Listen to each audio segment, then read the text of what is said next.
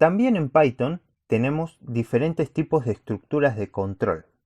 Existen dos diferentes tipos de estructura de control: estructuras condicionales o estructuras iterativas.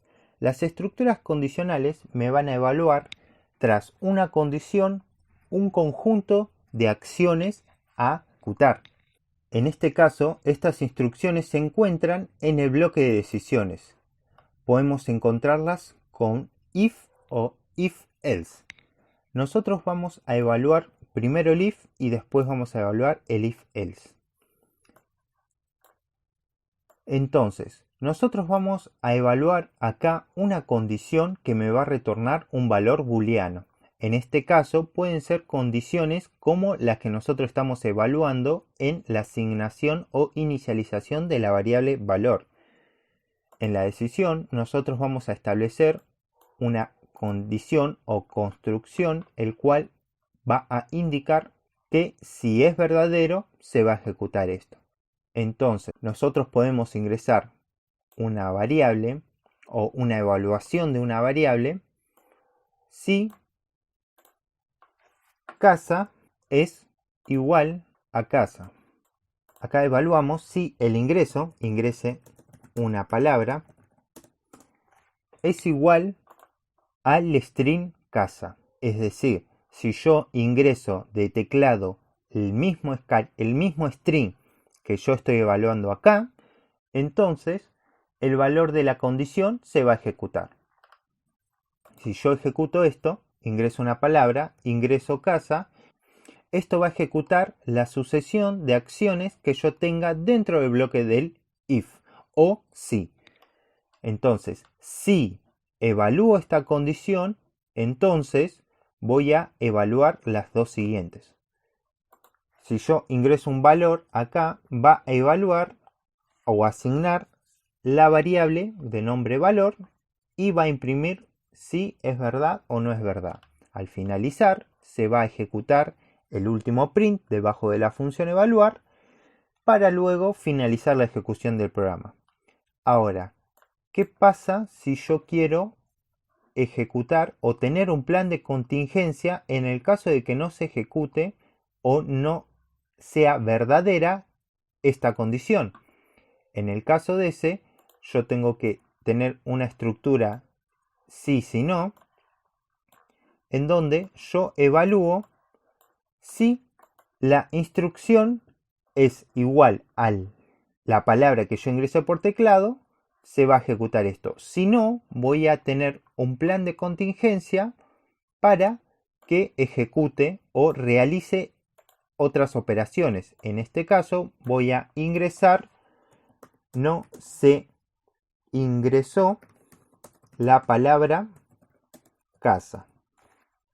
Entonces nosotros ejecutamos, ingresamos una palabra que no es casa, ventana,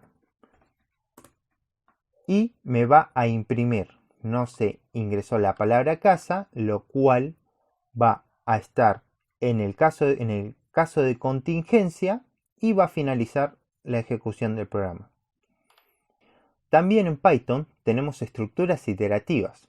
Las estructuras iterativas o bucles son las que nos permiten generar una repetición de código cuantas veces nosotros le indiquemos.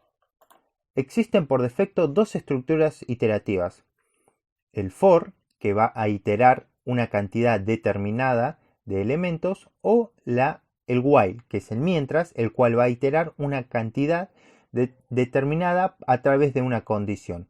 El while establece que mientras no se cumpla una condición no va a dejar de ejecutarse. En cambio, el for va a realizar una iteración a través de una cantidad explícita de veces que nosotros le digamos.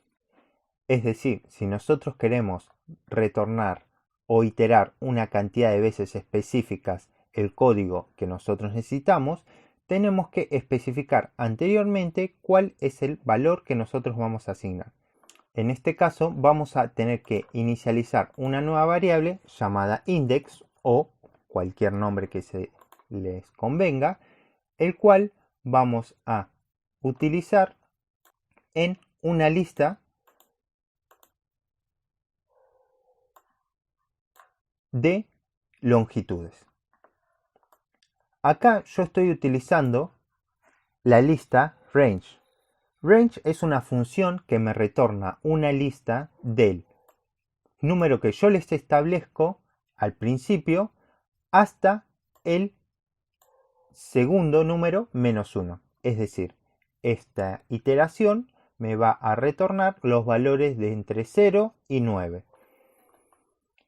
Entonces, como yo no quiero hacerlo 9 veces, lo quiero hacer 2 veces nada más. Esto me lo va a hacer por el valor 0 y por el valor 1.